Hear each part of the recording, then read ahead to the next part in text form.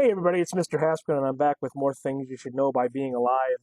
And the background behind me today, I want to talk about one of the more obscure moments leading up to the Revolutionary War. I want to talk about the Golden Hill incident, or sometimes known as the Battle of Golden Hill. I want to talk about what happened, its context, and why it matters as a prelude to the Revolutionary War. So, in the 1760s, we're kind of setting the scene here.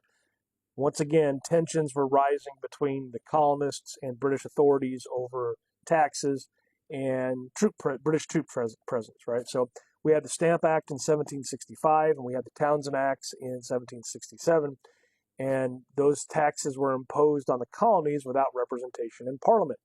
Now, New York becomes kind of a hotbed of resistance with groups like the Sons of Liberty that begin actively protesting British policies. So, what was Golden Hill?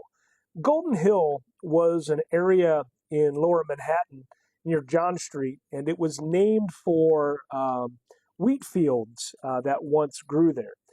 And by January of 1770, Golden Hill had become the site of a violent clash between British soldiers and New York colonists. And this was months before the Boston Massacre.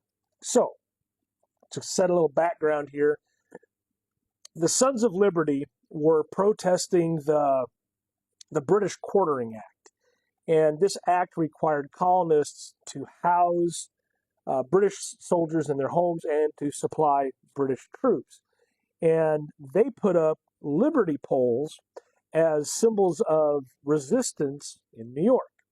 And the British soldiers just repeatedly tore down these liberty poles. And in January 1770, when the British soldiers cut down another liberty pole, finally the tensions just boiled over. And so the confrontation on January 19th of 1770, a group of the Sons of Liberty confronted British soldiers who had posted handbills basically saying, they're attacking these Liberty Boys, right? And the confrontation escalated in Golden Hill, where the colonists and the British soldiers fought with clubs and swords and bayonets, and several colonists were wounded, including Isaac Sears, and he was a leader of the Sons of Liberty, and at least one colonist was stabbed.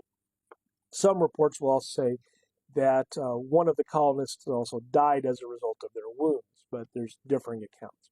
So, why does the Golden Hill incident matter? Well, it was one of the first violent clashes between British troops and American colonists. Now, it wasn't the first, but it was an early one. And it showed that there was rising anger against British occupation and taxation.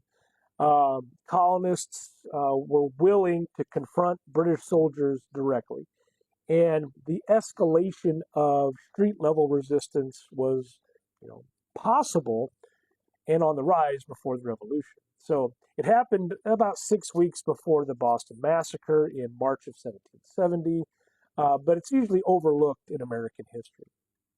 Now, the aftermath, what happened, So the clash furthered and fueled anti-British sentiment in New York. And New York was a loyalist city. There was a great deal of people who supported the crown there, but there was still a presence. Now, it did strengthen the Sons of Liberty's resolve to resist British policies and also maintain symbols like liberty poles.